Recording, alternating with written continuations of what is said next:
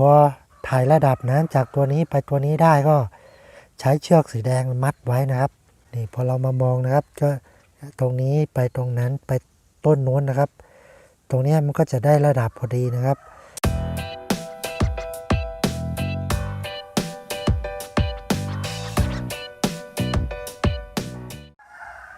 สวัสดีครับพบกับผมช่างพ่อบ้าน DIY นะครับวันนี้จะพาทุกท่านมาดูวิธีการ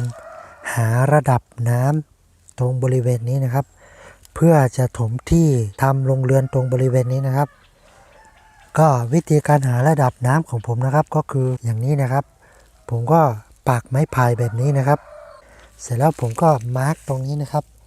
มาร์กตรงนี้เป็นหลักไว้นะครับว่าผมต้องการระดับน้ำจากตรงนี้นะครับพอมาร์กตรงนี้เสร็จผมก็ปักไม้ไผ่ตัวนี้ตัวโน้นด้วยนะครับแล้วก็ตรงโน้นก็ปักตรงนี้ก็ปักนะครับแล้วก็ตรงโคนต้นกล้วยตรงโน้นน่ะก็มีไม้เล็กๆปักอยู่นะครับทีนี้หลังจากที่เราปักไม้ไผ่เสร็จนะครับแล้วก็ทำการหาระดับน้ำนะครับก็เอาสายยางนะครับผมเอาสายยางมาข้างนึงก็มาอยู่ตรงนี้นะครับเอาตรงนี้เป็นหลักนะเสร็จแล้วก็วางสายยางไปตรงไม้ไผ่ตัวนั้นนะครับเอาไปวางถึงตรงนั้นแล้วก็พอได้ระดับปั๊บก็มัดไว้นะครับผมก็มัดเชือกสีแดงไว้นะครับจะได้มองเห็นชัดๆนะครับพอถ่ายระดับน้ำจากตัวนี้ไปตัวนี้ได้ก็ใช้เชือกสีแดงมัดไว้นะครับนี่พอเรามามองนะครับก็ตรงนี้ไปตรงนั้นไปต้นโน้นนะครับตรงนี้มันก็จะได้ระดับพอดีนะครับแล้วเราก็ทำถ่ายระดับน้ำกับไม้ไผ่ต้นต่อไปนะครับต้นนี้นะครับถ่ายไปนะครับแล้วก็ผมก็ถ่ายไปที่โคนต้นกล้วยนะครับก็ระดับตรงโคนต้นกล้วยกับตรงต้นอ้อยตรงนั้นนะครับต้นมะม่วงเล็กๆนี้นะครับมีเชือกสีแดงอยู่นะครับแล้วก็ไปบริเวณนู้นนะครับเสร็จแล้วก็ถ่ายไปเรื่อยๆนะครับจากตรงนี้มาด้านนี้นะครับผมก็ถ่ายตรงไม้ไผ่ตัวนั้นนะครับเห็นไหมครับนี่เห็นไหมตรงนี้ก็ถ่ายระดับแล้วก็ถ่ายระดับมาไม้ไผ่ต้นนี้นะครับเห็นไหมตรงนี้เดี๋ยวเราดูใกล้ๆนะนี่นะครับตรงนี้ผมก็ถ่ายระดับมาตรงนี้แล้วตรงนู้นนะครับตรงนี้ก็มีไม้ไผ่ตัวหนึ่งนะเนี่ยผมก็ถ่ายไปตรงนี้นะครับจากตรงนี้ก็ไปตรงนู้นแล้วก็มาตรงนี้นะครับตรงนี้มีไม้เล็กๆอยู่เห็นไหมครับมันจะเป็นไม้เล็กๆนะครับแล้วผมก็ปักไว้เดี๋ยวเราไปดูใกล้ๆดีกว่านี่นะครับผมก็ถ่ายตรงนี้แล้วก็ไปตรงโน้นนะครับก็คือตรงนี้คือระดับที่จะถมนะ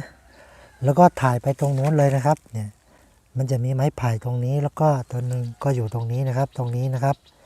อันนี้คือไม้ไผ่ที่เราถ่ายได้ระดับแล้วนะครับเดี๋ยวเราเดินใกล้ๆนะนี่นะครับผมก็ถ่ายตรงนี้ไปตรงโน้นนะครับเห็นไหมอันนี้คือระดับที่เราจะถมนะครับมาประมาณถึงแถวๆนี้นะครับตรงนี้ก็จะได้ระดับพอเราย้อนหางกลับไปด้านนี้นะครับที่ผมยืนเมื่อกี้ตรงโน้นนะทุกท่านเห็นไหมครับเนี่ยต้นกล้วยอยู่ตรงโน้นนะครับหลังจากที่เราถ่ายระดับได้หมดนะครับทุกต้นนะแล้วก็มัดเชือกฟางสีแดงไว้จะได้มองเห็นชัดๆนะครับเดี๋ยวพอรถน้ำขนดินมาก็เราก็ไม่ต้องมาชี้ว่าถมถึงนี่ถมถึงนั่นนะครับก็รถน้ำก็ดูตรงนี้เอาเลยนะครับก็จากตรงนั้นก็มีเชือกสีแดงตรงนั้นก็ถมให้จากตรงนั้นมาถึงตรงนี้พอดีนะครับตรงนี้คือจุดสิ้นสุดที่จะถมนะครับไปหาไม้ไผ่ตัวนู้นนะครับ3-4ตัวนู้นก็ไล่ไปเลยนะครับก็เวลาถมก็ถมในระดับเนี้ยนะครับพื้นผิวของหน้าดินมันก็จะเท่ากันตั้งแต่ตรงโน้นมายันจนถึงตรงนี้เลยนะครับเรามักเราไม่ต้องมา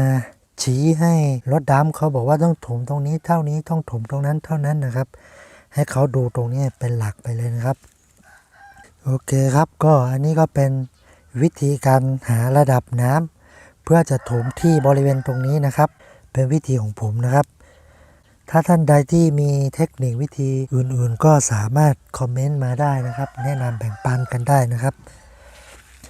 ก็คลิปนี้ผมก็มาหาระดับน้ำเพื่อเตรียมที่จะถมที่เพียงเท่านี้ก่อนนะครับก็หวังว่าคลิปนี้จะเป็นประโยชน์กับทุกท่านนะครับใครชอบก็ช่วยกดไลค์กดแชร์กด Subscribe ให้ด้วยนะครับ ขอบคุณที่ติดตามชมนะครับสวัสดีครับ